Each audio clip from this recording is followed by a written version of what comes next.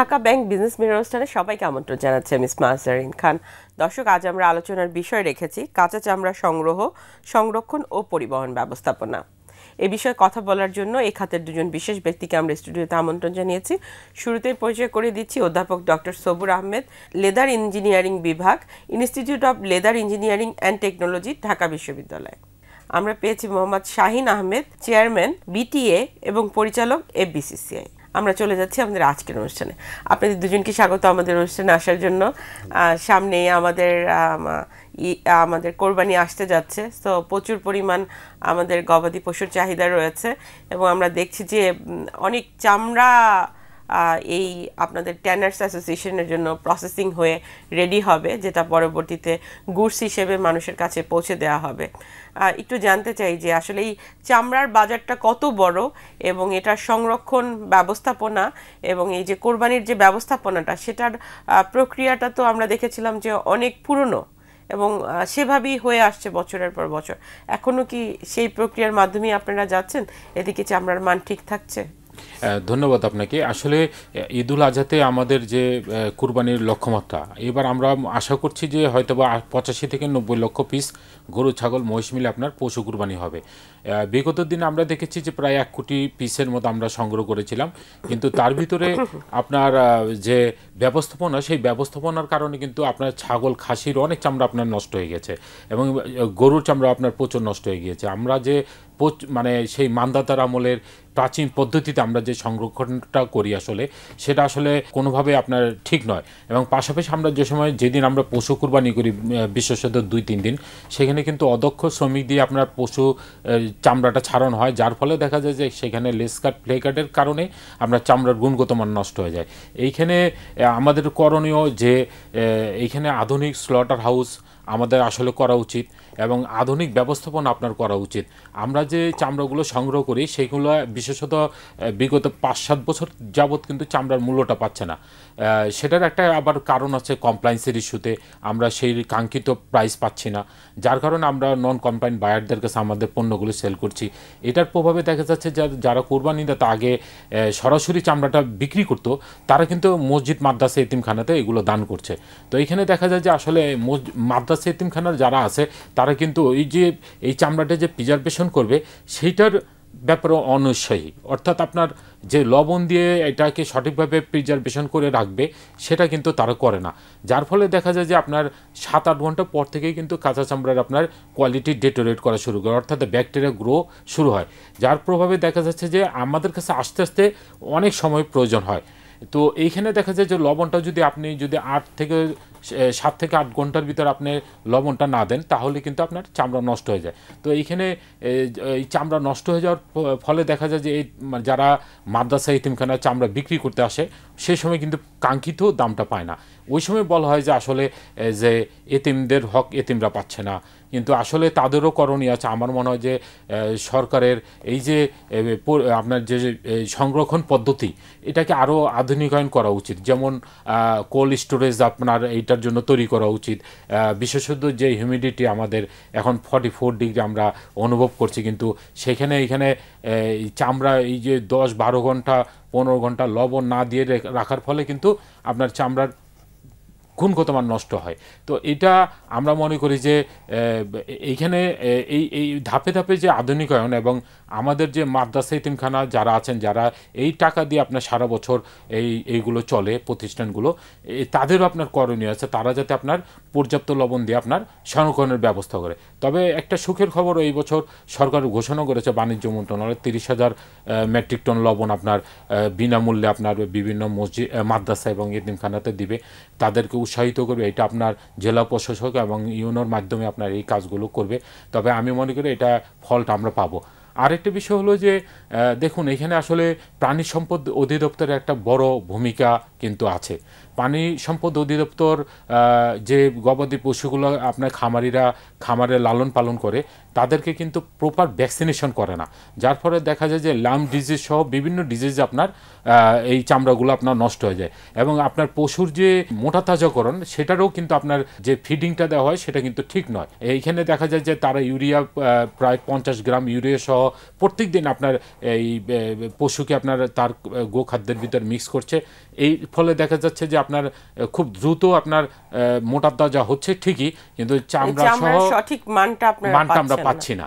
জি, যেটি আসলে বলছিলেন, কিন্তু আমরা আসলে যখন সাধারণ মানুষের সাথে কথা বলি অনেকেই বলেন যে চামড়ার আসলে মূল্যটা তারা সঠিকভাবে পায় না, আর এই কারণে তাদের মাংসের প্রতি যতটা আগ্রহ বিক্রি করার ক্ষেত্রে চামড়ার প্রতি কিন্তু ততটা আগ্রহ থাকে না, কারণ প্রাইসটা অনেক কম এবং তারা খুব তাড়াহুড়া করে কোরবানির কাজটা সেরে দেওয়ার পরে তারপরে দেখা যায় যে যেটি বলছিলেন যে গুণগত মানটা ধরে রাখা এবং সেটি ট্যানারিতে যাওয়া, পরবর্তীতে স্টেপ বাই স্টেপ কাজগুলো হওয়া, সেগুলো হচ্ছে না।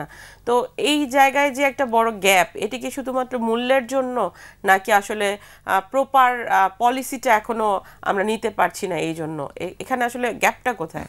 চামড়ার গুণগত মান দুটা ভাগে আমরা ভাগ করতে পারি। একটা হলো যে জীবিত অবস্থায় ওই পশুটার যে রিয়ারিং হয়েছে, যে লালন পালন হয়েছে, সেই অবস্থায় তার গুণগত মান কেমনটি ছিল, আর আরেকটা হচ্ছে জবাই করার পরে অর্থাৎ মারা যাওয়ার পরে যে চামড়াটা আমরা পাই সেটার গুণগত মানটা কীরকমটা হচ্ছে বা হবে সেটার উপরে।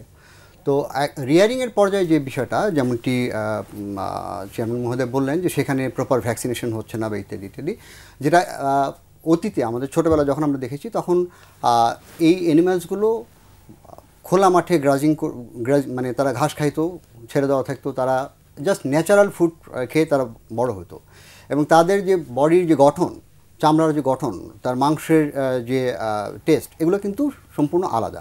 আর এখন যেটা হচ্ছে যে অ্যানিম্যাল হাজবেন্ডারির যেভাবে রিয়ারিং করা হচ্ছে সেখানে প্রচুর পরিমাণে স্টেরয়েড ইউজ করা হচ্ছে। এই স্টেরয়েড ইউজ করার কারণটা হচ্ছে যে যাতে অল্প সময়ে এটা বেশি পরিমাণে ওয়েট হয়, এটা বড় হয়, মোটা তাজা হয়, সেটার কারণে এইটা মাংস বাড়ার সাথে সাথে তার চামড়ার যে স্ট্রাকচার, সেই স্ট্রাকচারের মধ্যেও এটার একটা ডেভিয়েশন হচ্ছে। ন্যাচারাল যে স্ট্রাকচার সেটার থেকে এখানে যে এই চামড়ার যে মূল যে কনস্টিটিউয়েন্ট, যে কোলাজেন ফাইবার, যেটা দিয়ে চামড়া স্ট্রেংথ নির্ধারণ করে, সেটার কন্টেন্টটা কমে যায় কম্পারেটিভলি। এর মধ্যে ফ্যাট কন্টেন্ট বেড়ে যায়, অন্যান্য যে ইনগ্রেডিয়েন্টসগুলো সেগুলো বেড়ে যায়, যার ফলে চামড়ার গুণগত মান কম্পারেটিভলি যে ন্যাচারাল রিয়ারিং থেকে একটু আলাদা হয়, গুণগত মান একটু কম হয় সেটা। আর আরেকটা হচ্ছে যেটা যে পোস্টমর্টেম, প্রিমর্টেমের পরে যে পোস্টমর্টেম যে পার্টটা, জবাই করার পরে যেটা হয়, জবাই করার সময় আপনি যথার্থই বলেছেন যে আমার যেটা আমি লক্ষ্য করেছি সেটা হলো যে যেহেতু চামড়ার কম্পারেটিভলি মূল্যমান কম, দাম কম, প্রাইস কম, কিন্তু মাংসের দাম অনেক বেশি। 1 কেজি মাংসের দাম 800 টাকা, আর একটা চামড়ার দাম আপনারা ভালো জানেন যে কত টাকা হয়। আমার মনে হয় 1 কেজি মাংসের দাম হয় না একটা চামড়ার। তো একটা চামড়ার থেকে যদি আমি 1 কেজি মাংস যদি আমি অতিরিক্ত বের করতে পারি যে কোনো উপায়ই হোক, তাহলে আমার চামড়ার দাম আমি মাংসের মধ্যেই পেয়ে যাচ্ছি, এবং সেই ক্ষেত্রে তারা চামড়ার গুণগত মানের দিকে অতটা লক্ষ্য করেন না এবং মাংসের দিকটি তারা বেশি নজর দেন। আরেকটা বিষয় হলো যেহেতু এটার দাম কম, কাজে এটার প্রতি তাদের, এটা আমার ধারণা এবং আমি প্র্যাকটিক্যালি, আমি বাস্তবিকভাবে আমার গ্রাম থেকে শুরু করে, আমি গ্রামের ছেলে, গ্রাম থেকে শুরু করে আমি সব জায়গায় দেখেছি যে যেহেতু দাম কম, এখানে ফ্লেকাট হলেও কি আর না হলে কি এটার, এবং বর্তমানে পরিস্থিতি আরও বেশি খারাপ অবস্থা দাঁড়িয়েছে বিভিন্ন জায়গায়, আমি যেটা লক্ষ্য করলাম। তো সেটা একটা বিষয়। আবার কম্পারেটিভলি আমরা যদি দেখি যে বিশ্বের অন্যান্য দেশগুলোতে, যেখানে সব জায়গায় যেখানে এই চামড়ার বিজনেস আছে, কাঁচা চামড়া, সেখানে যেমন আমাদের দেশ এবং পার্শ্ববর্তী দেশ যদি আমরা বিবেচনা নিই, আমাদের দেশে চামড়ার সাইজ অনুযায়ী যদি আমি ওজনে হিসাব করি, 1 কেজি চামড়ার, 1 কেজি ওজন হিসেবে 1 কেজি চামড়ার দাম 15 থেকে 27 টাকার মধ্যে পড়ে। কিন্তু পার্শ্ববর্তী দেশে যে ভারতে, এটা 67 রুপি থেকে 81 রুপি পার কেজি দাম পড়ে তাদের। এখন প্রশ্ন হলো যে আমাদের দেশে চামড়ার গুণগত মান কম, এই কারণে দাম কম। আমি এটার সাথে কিছুটা দ্বিমত পোষণ করি। গুণগত মানটা কিন্তু হ্যান্ডলিংয়ের উপরে নির্ভর করতেছে। আমি চামড়াটাকে যত বেশি গুরুত্ব দিব, তত সুন্দরভাবে এটাকে ফ্লেইং করব, আমি এটা ছাড়াবো, তত দ্রুত আমি এটার ব্যবস্থা নিব, এটাকে পরিষ্কার করে এটাকে পর্যাপ্ত লবণ, যে পরিমাণ লবণ দেওয়ার কথা সেই পরিমাণ লবণ দিব, কারণ আমি এটার মূল্য আমি পাবো। এবং সেটা যদি ঠিকমতো কোয়ালিটি বেসিস যদি মূল্য নির্ধারণ করা হয়, মূল্য দেওয়া হয়, যে একটা চামড়ার যে এ গ্রেড লেদার সেটার এরকম দাম হবে, বি গ্রেড লেদার তার থেকে দাম অনেক কম হবে, এবং সি গ্রেড হলে আরও কম, এবং ডি গ্রেড হলে এই যে অর্থাৎ রিওয়ার্ড এবং পানিশমেন্টের যে সিস্টেমটা ঠিক সেই রকম এখানে যদি সেটা হয় যে একটা ফ্লেকার্ট থাকলে আমি 100 টাকা দাম কম দিব, ফ্লেকার্ট না থাকলে আমি 200 টাকা দাম বেশি দিব, তাহলে কী হবে যে ফ্লেকার্ট যাতে না হয় সেই ব্যাপারে সবাই নজরদার হবে। তো আমার কাছে মনে হয় যে এটার একটু যদি আমরা একটু যদি আমরা একটু করি তাহলে তো মাঝে তো একটা ট্যানার্স অ্যাসোসিয়েশন থেকে তো চামড়ার একটা মূল্য নির্ধারণ করে দেওয়া হয়েছে। এর কারণে তো দেখা যাচ্ছে যে আগে আমরা দেখেছিলাম যখন মূল্য নির্ধারণ ছিল না তখন তো দেখা গিয়েছে যে চামড়ার একটা ভালো প্রাইস পাওয়া গেছে এবং কোয়ালিটি চামড়াও এই কারণে যারা ব্যবস্থাপনা করেছে সেটিও তারা করেছে। কিন্তু যখন আসলে এই মূল্যটা নির্ধারণ করে দেওয়া হলো তারপর থেকে কিন্তু আমরা কোয়ালিটি চামড়াটা সেভাবে মানে আমরা সংরক্ষণ করতে পারার ক্ষেত্রে কিছুটা আমরা ব্যর্থতা দেখেছি। এটি কি একটা কারণ হতে পারে? হতে পারে এটা একটা কারণ। কারণ আমার ছোটোবেলা আমি দেখেছি তখন একটা চামড়ার যে দাম ছিল এবং তখন যারা ফ্লেইং করতো, যারা চামড়া ছাড়াতো, আমি নিজেও চামড়া ছাড়ানোর সাথে ছিলাম। আমি হয়তো গরুর পাটা ধরে রাখতাম, আমার চাচা বা বড় ভাইরা যারা তারা এটা ফ্লেইংটা করতো এবং আমি নিজেও এটার সাথে পার্টিসিপেট করি। তো তখনও যারা করতো এখনও তারাই করে, বরং এখন এই যে tanners association, finished leather association এবং leather sector business promotion council, বিপিসির একটা অঙ্গ, যারা শুধু লেদার সেক্টর নিয়ে কাজ করে, তারা সম্মিলিতভাবে এই যারা এই মাংস ব্যবসার সাথে জড়িত, যারা এই চামড়া প্রক্রিয়াজাতকরণের সাথে জড়িত, তাদেরকে বিভিন্নভাবে ট্রেনিং করাচ্ছেন এবং আমি নিজেও অ্যাজ এ ট্রেনার আমিও বিভিন্ন জায়গায় সেখানে তাদের সাথে আমি ট্রেনিং আমি ট্রেন করিয়েছি। আমরা আরও শুনবো। আমরা একটা বিরতিতে যাই, বিরতির পর আবারও ফিরছি। দর্শক, আমরা একটা বিরতিতে যাচ্ছি, বিরতির পর আবারও ফিরছি ঢাকা ব্যাংক বিজনেস মিরর অনুষ্ঠানে। ঢাকা ব্যাংক বিজনেস মিরর অনুষ্ঠানে সবাইকে আমন্ত্রণ আবারও। যেটি আসলে আমি বলছিলাম যে যেভাবে আসলে বলা হচ্ছিল, আমরা সাম্প্রতিক সময়ে দেখছি যে এ নিয়ে একটি কমিটি গঠন করা হয়েছে এবং এই কোরবানির চামড়া ব্যবস্থাপনা এবং সঠিক মূল্য নির্ধারণ এবং কিভাবে আসলে এটিকে আপনাদের কাছে খুব ভালো মানের চামড়া তুলে দেওয়া যায় সেটার জন্য একটি কমিটি এবং বেশ কিছু মানুষও এর পিছনে কাজ করছে। একটু কি বলবেন যে আসলে কি কাজ হচ্ছে? দেখুন, এখানে আসলে মাননীয় চিফ অ্যাডভাইজার মহোদয় আপনার 8 উপদেষ্টাকে নিয়ে একটা কমিটি গঠন করা হয়েছে। সেই কমিটিটা আসলে কুরবানি ব্যবস্থাপনা সংক্রান্ত একটা কমিটি করেছে। সেই কমিটির ভিতরে আপনার আসলে তাদের করণীয় যে কুরবানির চামড়া সংরক্ষণ, সরবরাহ এবং সঠিক মান নির্ণয় করা এবং সঠিক মূল্যটা নির্ধারণ করা। তো এইখানে তাদের স্পিরিটটা হলো যাতে আপনার যারা এতিম মাদ্রাসা আছে, যারা এতিমখানা, তারা যাতে প্রপার দামটা পায়। তো এই দামটা পাওয়ার ক্ষেত্রে কিন্তু আসলে আমাদের সবার কমন স্পিরিট হলো যে এটাকে বাঁচানো আগে, আমার সঠিক সময়ে লবণটা দেওয়া, আমার যাতে এই অ্যাওয়ারনেসটা আমরা বিল্ড করতে পারি। যে অনেক জায়গায় তো ফ্রি লবণেরও ব্যবস্থা করা হচ্ছে। হ্যাঁ, দেখুন এখানে প্রায় 30,000 মেট্রিক টন লবণের ব্যবস্থা করা হচ্ছে বড় মাদ্রাসাগুলোতে, এতিমখানাগুলোতে। এটা সরকার আপনার ফ্রি দিবে। তো আমরা মনে করি যে এটা আপনার তাদেরকে উদ্বুদ্ধ করতে হবে, তাদের লোকজন নিয়ে, লোকবল নিয়ে আপনার এটাকে সংরক্ষণ করা। যদি এটা প্রপারলি সংরক্ষণ করা যায় লবণ দিয়ে, তাহলে কিন্তু 3 মাস 4 মাসের ভিতরে এই চামড়া নষ্ট হয় না। সুতরাং ওই সময় কিন্তু তার বার্গেনিংয়ের জায়গাটা থাকে। এখানে দেখা যায় যে আপনার যদি একটা কাঁচা চামড়া রাতে নিয়ে আসেন, দেখা যায় যে আপনার অতীতেও দেখেছি লালবাগ, পোস্তা সহ এইসব এলাকাতে আপনার কাঁচা চামড়া নিয়ে আসছে রাতের বেলা বিভিন্ন ঢাকার বাইরে থেকে। তারা কিন্তু সেই সময় এই দামটা পায়নি, মৌসুমী ব্যবসায়ীরা।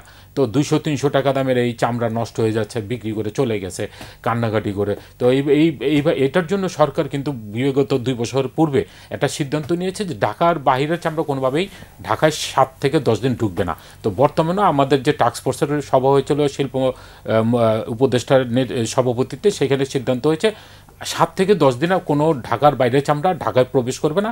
ঢাকার যে চামড়া হয় 8 থেকে 10 লাখ পিস, সেটাকে কিভাবে ম্যানেজমেন্ট করা যায় সেগুলো নিয়ে আমরা ইসলামী স্কলার সহ যারা আছেন সংশ্লিষ্ট কওমি মাদ্রাসার নেতৃবৃন্দ, ওনাদের সাথে আমরা আলোচনা করছি এবং আমরা কন্টিনিউয়াস আমরা কিন্তু মিটিং করছি যে কিভাবে এটাকে ব্যবস্থাপনা করা যায় এবং ঢাকার বাইরে চামড়াটা কিভাবে প্রপারলি আপনার প্রিজার্ভেশন করা যায় যাতে সঠিক মূল্যটা পায়। প্রতিবার তো আমরা দেখি যেভাবে, এবার তো নিশ্চয়ই ব্যবস্থাপনা একটু ভিন্ন। সেই জায়গা থেকে মানে ওয়েদারটা একটা বড় বিষয়। এবছর গরম অনেক বেশি এবং যেটি আপনি বারবারই বলার চেষ্টা করছিলেন যে এই 13-14 ঘন্টা যদি রাখা হয় সেটি প্রক্রিয়াটা আসলে সংরক্ষণের সঠিকভাবে হয় না। তো এইটার জন্য কি আসলে কোনো আমরা বাইরে থেকে এক্সপার্ট হান্ট করে কিভাবে আসলে প্রক্রিয়াটা সঠিকভাবে প্রিজার্ভেশন করার কোনো ওয়ে আছে কিনা সেটি নিয়ে কি আপনারা কাজ করেছেন বা এখন পর্যন্ত তাদের কোনো আপনারা নিয়েছেন, এক্সপার্টদের মতামত নিয়েছেন? দেখুন, এইখানে আসলে আমরা প্র্যাকটিক্যালি কাজ করি। এইখানে আমাদের আইলেটের বিশেষজ্ঞ স্যার আছেন, ওনারাও কিন্তু এটা অভিজ্ঞ। ওই যে একটা বলেছেন লেদার বিজনেস প্রমোশন কাউন্সিলের মাধ্যমে আমরা কিন্তু সারা বাংলাদেশে এই অ্যাসোসিয়েশনের মাধ্যমে আমরা অ্যাওয়ারনেস প্রোগ্রামগুলো বিল্ড করার চেষ্টা করি। অর্থাৎ আপনার কসাইদের প্রশিক্ষণ, আমরা চামড়াটা সংরক্ষণ, মাদ্রাসার যারা ছেলে পেলে আছে তাদেরকে নিয়ে আমরা এইসব অ্যাওয়ারনেস প্রোগ্রামগুলো করি।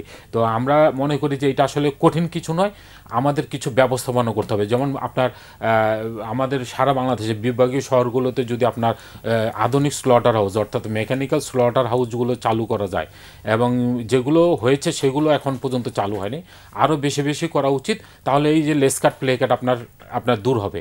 আরেকটি হলো যে যেভাবে আমরা পশু কুরবানি দিচ্ছি এই যে যুগ যুগ ধরে, এইভাবে কিন্তু আপনার এটা চলতে পারে না।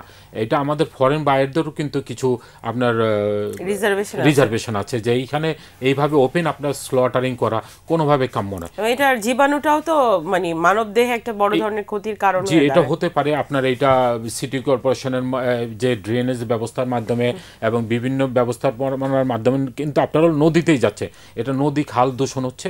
তো আমরা মনে করি যে এটাকে আধুনিকায়ন করা উচিত। এটা ব্যবস্থাপনাটা আপনার যেমন কোল্ড স্টোরেজের ব্যবস্থাপনা, এটা আপনার করা উচিত, যাতে আমরা এই লবণ দিয়ে কোনো মতো আপনার এইটা 2-3 মাস 4 মাস আলু যেভাবে রাখে আমরা ওইভাবে রাখতে পারি। তাহলে কিন্তু সেইখানে এই প্রপার দামটা আপনার যে যারা এইটার হকদার তারা পাবে এবং ট্যানারি মালিকরা সেটা গুণগত মানটাও পাবে। আচ্ছা, একটু আপনি যেহেতু ঢাকা ইউনিভার্সিটির সাথে ডিরেক্টলি কাজ করছেন, আপনার কাছে একটু জানতে চাই যে আসলে লেদারের বাজারটা তো অনেক বড় এবং রপ্তানি বাজারে আমরা পোশাকের পর যে শিল্পগুলো আসলে ভালো করছে তার মধ্যে লেদার শিল্প অন্যতম। তো সেই জায়গা থেকে কোরবানিকে কেন্দ্র করে একটা বড় অর্থনৈতিক সম্ভাবনা তৈরি হয় এই শিল্প থেকে। তো কোরবানিটাকে কিন্তু আমরা অনেক বেশি গুরুত্ব দেই, যদিও আমাদের ধর্মীয় দিক থেকে এই কালেকশনটা আসলে যেহেতু আমাদের, আপনি বলছিলেন যে গরিবদের টাকা থেকেই আসে, কিন্তু পরবর্তীতে এটি কিন্তু আমাদের অর্থনীতিতে গিয়ে একটা বড় ইম্প্যাক্ট ক্রিয়েট করে। আপনার কাছে আমি জানতে চাই যে এখন তো অনেক কিছু নতুনভাবে সরকার সিদ্ধান্ত নিচ্ছে এবং তারা নতুন নতুন অনেক পলিসি সংস্কার করছে। তো সেই জায়গা থেকে আপনাদের আজকে যতগুলো কথাই আসছে সবগুলো কথার মধ্যে একটা বিষয় আসছে যে সংরক্ষণের প্রক্রিয়াটা আসলে সঠিক না, এবং যারা এই প্রক্রিয়াটার সাথে যুক্ত অর্থাৎ আমরা যাদেরকে কসাই বলি তারা প্রপার স্কিল না। তো এই কোরবানির আগেই আসলে এগুলো নিয়ে যত কথা হয়, কিন্তু সারা বছরে তারপরে কিন্তু আর এই কোরবানি শেষ হয়ে গেলে এটি কিন্তু হারিয়ে যায়। কিন্তু এই কোরবানি থেকে যে আর্নিংটা হয় এটি কিন্তু সারা বছর এটি দিয়েই চলতে হয়। এই ট্যানারি শিল্পের সাথে যারা যুক্ত আছেন বা এই লেদার শিল্পের সাথে, তারা চামড়াটা এখান থেকে, মোটা চামড়াটা এখান থেকে কালেক্ট করেন। তো সেখান থেকে আপনার আসলে মতামত কি, কোন প্রক্রিয়ায় কোনভাবে গেলে বা কোন কেমিক্যালের যদি আমরা সংগ্রহ করি বা এক্সপার্ট হান্ট করি তাহলে স্কিলের যে গ্যাপটা সেটি আমরা মিনিমাইজ করতে পারবো? বিষয়টা খুবই সিম্পল। আপনি যদি চিন্তা করেন, চামড়া এটা একটা কিছু না, মাংস, ইটস এ প্রোটিন। একটা চামড়ার মধ্যে অ্যারাউন্ড 30% প্রোটিন থাকে, 65% পানি থাকে, 60 to 70% পানি থাকে, আর বাকিটা ফ্যাট থাকে। তো আমরা যেভাবে মাংস ব্যবস্থাপনা করি একইভাবে আমরা চামড়ার ব্যবস্থাপনা করতে পারি। মাংস আমরা বেশি আনলে আমরা ফ্রিজে ঢুকায় রাখি অথবা ভেজে রাখি, জাল দিয়ে রাখি ইত্যাদি ইত্যাদি। চামড়াও ঠিক আমরা শুকায় রাখতে পারি, কিন্তু আমাদের আবহাওয়া সেরকম কন্ডিসিভ না শুকানোর জন্য, হিউমিডিটি বেশি থাকে, শুকাতে পারি না। আমাদের দেশে লবণ অত্যন্ত সহজলভ্য, কারণ সমুদ্র আমাদের খুব কাছে, আমরা খুব সহজে লবণ পাই, এবং লবণ হলো ব্যাকটেরিয়াস্ট্যাটিক ইফেক্ট আছে, ব্যাকটেরিয়া গ্রো করতে দেয় না। কাজে আমরা যদি সঠিকভাবে লবণ দিতে পারি, চামড়াটা ব্যাকটেরিয়া আক্রমণের আগেই যদি আমরা লবণ দিয়ে দিতে পারি, তাহলে চামড়ার ক্ষতি হওয়ার কোনোই সুযোগ নাই, চামড়া ভালো থাকবে যদি সঠিক মানের লবণ আমরা দিই। তো যেটা এবারে সরকার যে ব্যবস্থা নিয়েছেন আমার মনে হয় এটা অত্যন্ত চমৎকার। তবে যারা লবণ দেবেন তাদেরকে আবার এটা বুঝতে হবে যে কতটুকু লবণ দিতে হবে, মাত্রাটা কেমন হবে এবং কিভাবে দিতে হবে, কিভাবে রাখতে হবে সেটা। তো ট্রেনিং যেভাবে শুরু হয়েছে আমার মনে হয় এখন ওই যে যেহেতু মাদ্রাসাগুলো এটার সাথে থাকে, মাদ্রাসার যারা স্টেক হোল্ডার যারা এগুলো হ্যান্ডেল করবেন তাদেরকে যদি আমরা একটু ট্রেনিংয়ের ব্যবস্থা করতে পারি, এই ট্রেনিং কিন্তু আমরা বিভিন্নভাবে করতে পারি। যেমন ধর আমাদের যে স্টুডেন্টরা যারা আছে, গণমাধ্যমে প্রচারণাটাও যদি এই সরকার এখানে ইতিমধ্যে আপনার টিবিসি সহ বিভিন্ন আপনার প্রচারণার ব্যবস্থা করেছেন, আপনার আমরা ফ্যাক্টশিট দিয়েছি তাদেরকে, সংস্কৃতি মন্ত্রণালয় এটার দায়িত্ব নিয়েছেন, এবং পাশাপাশি আপনার এখানে ইসলামিক স্কলার্সদেরও আপনার কিন্তু অংশগ্রহণ আছে। আমরা মনে করি যে এখানে ইসলামী ফাউন্ডেশনেরও কিন্তু একটা বিশাল রোল প্লে করতে পারে এখানে, বিশেষত আপনার যে জুম্মার খুতবাতে তারা কিন্তু এইটা আপনার প্রচার করতে পারে যে হক সম্পর্কে, এবং কাঁচা চামড়া সংরক্ষণের কিভাবে ব্যবস্থাপনা সেটাও কিন্তু তারা অনুষ্ঠান শেষ করব। যদি সরকারের কাছে এই মানে সারা বছর যে ব্যবস্থাপনার প্রক্রিয়াটা থাকে সেখানে যদি কোনো কিছু সংযোগ করতে চান সেটি বলতে পারেন। চমৎকার। অ্যাকচুয়ালি বাংলাদেশ খুব ছোট দেশ এবং খুব অত্যন্ত জনবহুল দেশ। এই দেশে আমাদের রপ্তানিযোগ্য পণ্য খুবই কম, এবং চামড়া এটা একটা এগ্রিকালচারাল একটা বাই প্রোডাক্ট। এটা মাংস আমরা খাই, সেখানে চামড়া তৈরি হয় এবং চামড়া একটা উপজাত, এটা ওয়েস্ট। এই ওয়েস্ট মেটেরিয়ালসটাকে আমরা অত্যন্ত মূল্য সংযোজন করে অত্যন্ত মূল্যবান একটা পণ্য তৈরি করছি। আপনি চিন্তা করতে পারবেন না যে কী পরিমাণ মূল্য সংযোজন হয়। আমরা যে গার্মেন্টস নিয়ে আমরা এত গর্ব করি, সেই গার্মেন্টসে মূল্য সংযোজন অ্যারাউন্ড 45% প্লাস মাইনাস। হোয়ারাস চামড়া, কাঁচা চামড়ার থেকে আমরা যখন একটা ফিনিশ প্রোডাক্ট তৈরি করি সেটার মূল্য সংযোজন ইভেন মোর দ্যান 200% ক্যান, ঠিক আছে, 300% পর্যন্ত হতে পারে। তো সেইখানে এই মূল্য সংযোজনের যে জায়গাটা প্রচণ্ড রকমের আছে। আমরা যদি কাঁচা চামড়াটা যদি আমরা সঠিক গুণগত মান নিশ্চিত করতে পারতাম তাহলে আমরা আরও বেশি বাজার ধরতে পারতাম। সারা বিশ্বে $450 বিলিয়ন চামড়ার বিজনেস হচ্ছে, সেখানে আমরা মাত্র 1 বিলিয়ন, মানে এটা কত 0.25%ও হবে না। সুতরাং হিউজ স্কোপ আছে, আনট্যাপড এরিয়া আছে, যেটা আমরা ওভারকাম করতে। সেই দায়িত্বটা আজ সারা বাংলাদেশের পক্ষ থেকে আমি শাহিন ভাইকে দিতে চাই। যেহেতু আপনি ট্যানার্স অ্যাসোসিয়েশনের প্রেসিডেন্ট, সবাই কিন্তু আপনার দিকে তাকিয়ে আছে। সো সরকারের সাথে দেন দরবার করে পলিসিটা ইমপ্লিমেন্ট করা, এবং সরকার যেভাবে আসলে এখন নতুনভাবে সব কিছু চিন্তা করছে সেই জায়গায় কিন্তু আপনাদেরকে এগিয়ে আসতে হবে। যারা এই সংরক্ষণ প্রক্রিয়াটা করে মাঠে আরও আমাদের তরুণদের কাজে লাগাতে হবে। তরুণদের কাজে লাগিয়ে কিভাবে তাদেরকে সহযোগিতা করা যায়। জি জি, আপনি যথার্থ বলেছেন। আসলে এখানে আমরা জনসম্পৃক্ততা যদি আমরা বাড়াতে না পারি তাহলে কিন্তু আসলে এটা কোনোভাবে এই বিশাল অ্যারেঞ্জমেন্টটা করা সম্ভব নয়। তো আমরা মনে করি যে এইখানে যারা বিশাল একটা প্রায় 30 লক্ষ কওমি মাদ্রাসার স্টুডেন্ট আছে এবং পাশাপাশি আরও মৌসুমি ব্যবসায়ীরা আছেন, তারা যদি এই যে লক্ষ লক্ষ যে লোক আপনার ব্যবসায় নামে এই যে 2-3 দিনের জন্য, তারা যদি এটা মাইন্ডটা সেট করতে পারে যে আমি প্রপার কিউরিং করব এবং প্রপার আমি দামটা পাবো, তাহলে কিন্তু আপনার এটা বাঁচানো সম্ভব। এইটার জন্য আমরা বলি জাতীয় সম্পদ আসলে চামড়া, এটা রক্ষা করা সবারই নৈতিক দায়িত্ব। আমি যেটা মনে করি সেটা হলো কাঁচা চামড়াকে কিভাবে আমরা কোয়ালিটি ঠিক রেখে ট্যানারির হাতে পৌঁছাতে পারি, সেই কারণে কিছু প্রণোদনা দেওয়া, যে প্রণোদনাটা এই একেবারে এই ফকির মিসকিনের হাতে পৌঁছাতে পারে, এরকম একটা ব্যবস্থা না। জি, অসংখ্য ধন্যবাদ। আমরা আশা করছি চামড়া আমাদের জাতীয় সম্পদ, এবং এই কোরবানিকে কেন্দ্র করে অর্থনৈতিক সম্ভাবনা এতটাই বেশি থাকে, এটি আসলে অ্যাওয়ারনেসের দায়িত্ব বা সচেতনতার দায়িত্ব আমাদের নিজেদেরকে নিতে হবে। আমরা যারা কোরবানি দিব আমরা নিজেরাই কিন্তু সেই জায়গা থেকে আরও বেশি সতর্ক হব, যাতে আমাদের চামড়াটা সঠিকভাবে সংরক্ষণের প্রক্রিয়া করার জন্য যাদের হাতে দিচ্ছি তারা যেন সেই কাজটি সঠিকভাবে করতে পারে। আপনাদের দুজনকে অসংখ্য ধন্যবাদ। আমরা আশা করছি বাংলাদেশ সরকার আপনাদের পাশে আছে এবং চামড়ার মূল্য বাড়ানোর জন্য এবং চামড়াকে নিয়ে আরও বেশি রপ্তানিযোগ্য করার জন্য তারা আপনাদেরকে সহযোগিতা করবে। আপনাদের অসংখ্য ধন্যবাদ আমাদেরকে সময় দেওয়ার জন্য। আপনাকে ধন্যবাদ। দর্শক, এই ছিল আজকের মতো ঢাকা ব্যাংক বিজনেস মিট অনুষ্ঠান। দেখা হবে আগামী সপ্তাহে। সে পর্যন্ত সবাই ভালো থাকুন, সুস্থ থাকুন।